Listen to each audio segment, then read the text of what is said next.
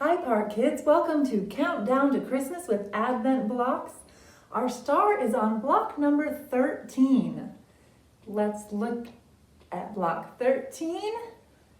It's a letter on a piece of paper. Now let's read story 13. God's forever plan, the story of Jeremiah. Last time we talked about God's special messenger, Elijah. He wasn't the only one God sent to give messages to his people. No, God sent prophet after prophet after prophet. They were all very different. Some were poor, some were rich, some were old, some were young. Some knew they'd be prophets their whole lives. Some were surprised when God asked them to be prophets. One prophet was named Jeremiah, but he got an interesting nickname, the Weeping Prophet. That may not sound like a nickname you'd like. And to be honest, Jeremiah probably didn't like it either. But Jeremiah knew that when God gives you a message, you have to share it, whether it makes you laugh or it makes you cry. Some of the messages God gave Jeremiah made people cry. Jeremiah warned them that if they kept on pushing God away, he would actually leave. Jeremiah warned them that if they kept ignoring God, God might ignore them and their prayers. Jeremiah warned them that if they didn't listen to God, God would send them far away from home. With every message, Jeremiah cried. God cried too. He didn't want to be separated from his people. He didn't want them to be sent away. But he also knew that if he didn't do something, his people would never come back to him. So one day God sent an army to destroy the temple and take his people away from their homes.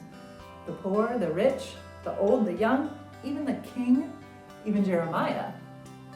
Living so far from their homes and so far from each other, God's people began to realize that they were also far from God.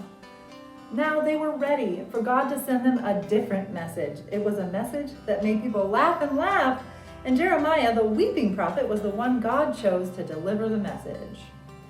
This is the message Jeremiah sent. It was a letter from God himself.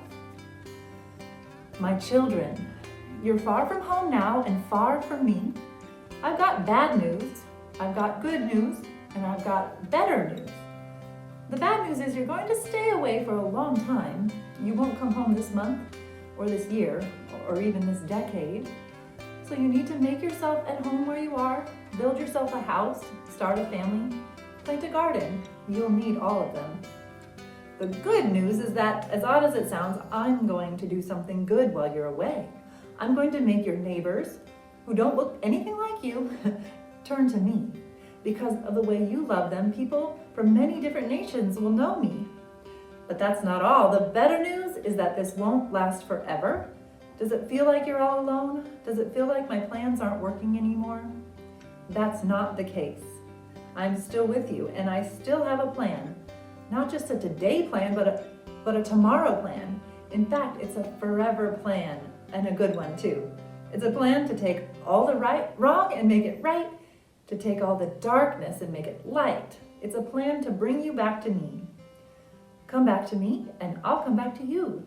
And when I do, you'll remember what another prophet said, Emmanuel, which is a name that means God with us.